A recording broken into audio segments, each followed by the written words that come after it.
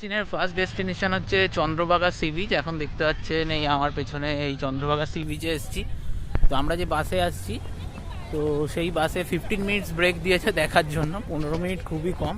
তো পুরো কভার করার জন্য 15 মিনিটের মধ্যেই আর কি ছাড়তে হবে। এই হচ্ছে সি বিচ, আমি আপনাদের কুইক দেখিয়ে দিচ্ছি।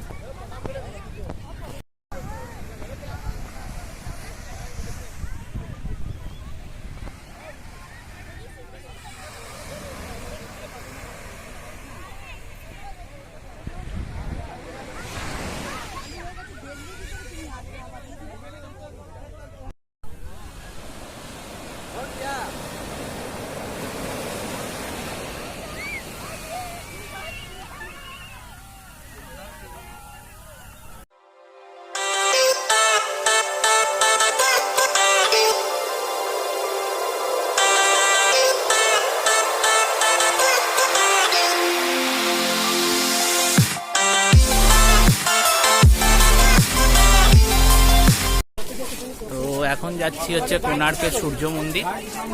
সূর্য মন্দিরে হল্ট দিয়েছে 30 মিনিট। তো এখান থেকে আবার খাওয়া দাওয়া করে লাঞ্চ করে তো তারপরে বাসে করে আবার যেতে হবে নেক্সট ডেস্টিনেশন। কোণার্কের পরে খাওয়ার জায়গা নেই, তো এখানেই রেস্টুরেন্ট, এখানে খাওয়া দাওয়া কমপ্লিট করে নিতে হবে।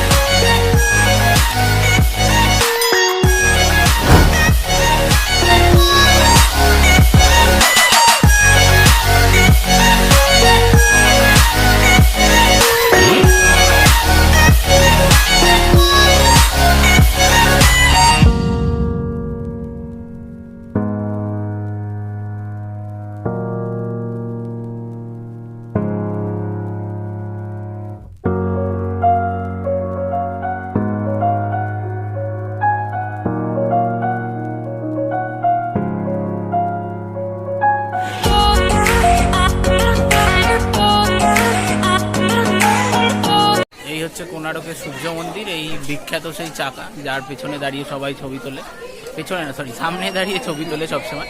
তো আমিও তুলে নিলাম, চলুন বাকিটাও ঘুরে দেখাই আপনাদের।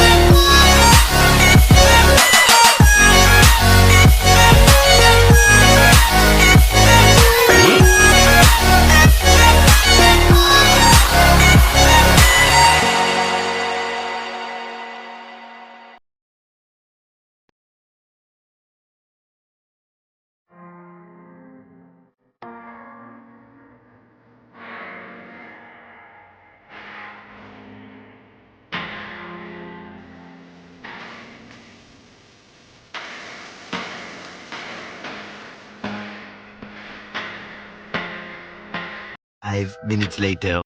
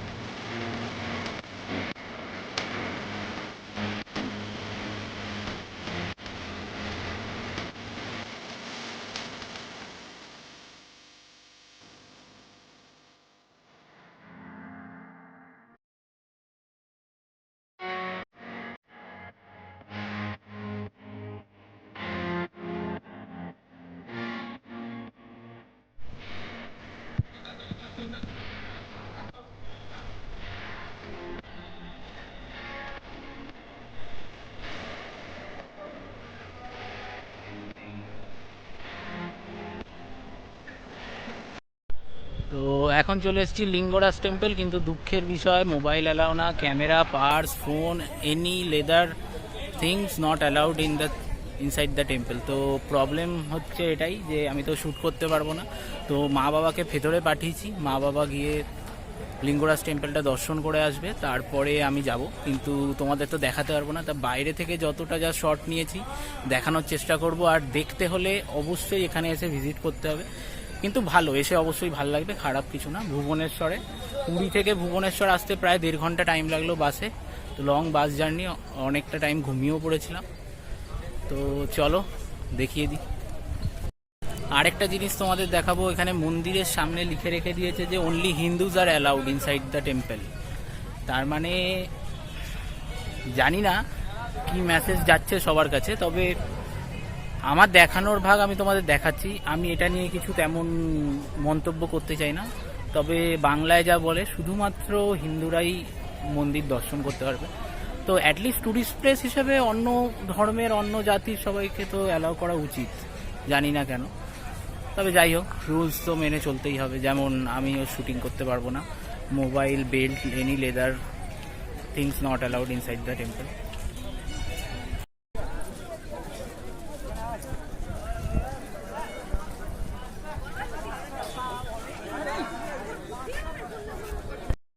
আরেকটা জিনিস দেখাবো, বলে এখানে লিঙ্গরাজ মন্দিরে এখানে 108খানা ছোট বড় মিলিয়ে মন্দির আছে। তো তোমাদের কিছুটা দেখাবো, কারণ সব কিছু তো মন্দিরের বাইরে নেই, বেশিরভাগটা মন্দিরের ভেতরে। তো মন্দিরের বাইরে যে কটা ছোট ছোট টেম্পল আছে, জাস্ট তোমাদের একটা শর্ট দেখিয়ে দিই, তবে বুঝতে পারবে। অ্যাটলাস্ট যতটা চেষ্টা করা যায় দেখানোর, কি বলবো, বুঝতেই পারছো প্রচুর রোদ, এই জন্যই মনে হয় পুরী আসলে সবাই কালো হয়ে ফেরে। প্রচুর ট্যান পড়ে, প্রচুর রোদ, মানে সানগ্লাস ছাড়া তো দেখা যাবে না, চামড়া প্রায় ফেটে যাচ্ছে যাকে বলে।